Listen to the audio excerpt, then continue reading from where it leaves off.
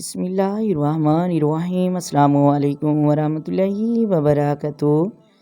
محترم ناظرین، روزے کی حالت میں وضو اور غسل کرتے وقت اکثر لوگ یہ دو غلطیاں کرتے ہیں، اور یہ اتنی بڑی غلطیاں ہیں کہ ان کی وجہ سے روزہ ہی فاسد ہو جاتا ہے، ان کا روزہ ہی ٹوٹ جاتا ہے، اور انہیں علم ہی نہیں ہوتا کہ ہمارا روزہ ٹوٹ چکا ہے، فاسد ہو چکا ہے۔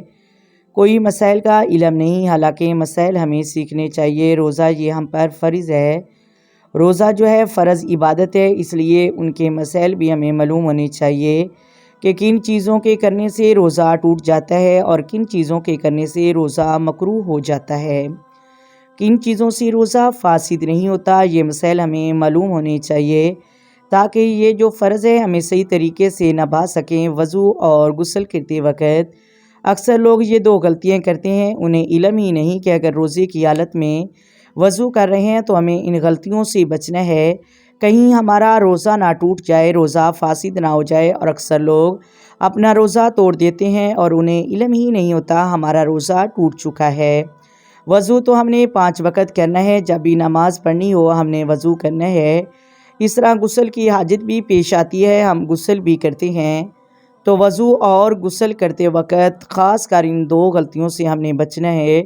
یہ دو غلطیاں آپ نے بالکل نہیں کرنی، اگر بھول سے بھی آپ یہ غلطیاں کر بیٹھتے ہیں تو اس سے آپ کا روزہ ٹوٹ جائے گا۔ وہ کون سی غلطیاں ہیں؟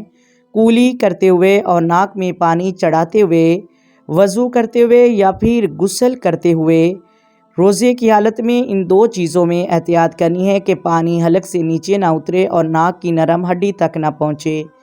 ایک شخص ہے، وہ کہتا ہے کہ غلطی سے ہو گیا، اس طرح میں کرنا نہیں چاہ رہا تھا لیکن غلطی سے ہو گیا۔ اگر غلطی سے بھی ہوا تو آپ کا روزہ محترم ناظرین ٹوٹ جائے گا، آپ کا روزہ فاسد ہو جائے گا، اور آپ کو روزہ یاد تھا، اگر آپ کو روزہ یاد نہ تھا آپ کا روزہ نہیں ٹوٹے گا۔ اگر یاد تھا، کولی کرتے وقت پانی حلق سے نیچے اتر گیا یا ناک کی نرم ہڈی تک پہنچ گیا تو آپ کا روزہ ٹوٹ جائے گا۔ ان مسائل کا علم ہمیں ہونا بہت ہی ضروری ہے اور ہمیں اس سے احتیاط کرنی چاہیے۔ امید کرتی ہوں آپ کو ویڈیو کی سمجھ آ گئی ہوگی۔ اگر ویڈیو اچھی لگے ویڈیو کو لائک کر دیں، شیئر کر دیں اور چینل کو سبسکرائب کر دیں۔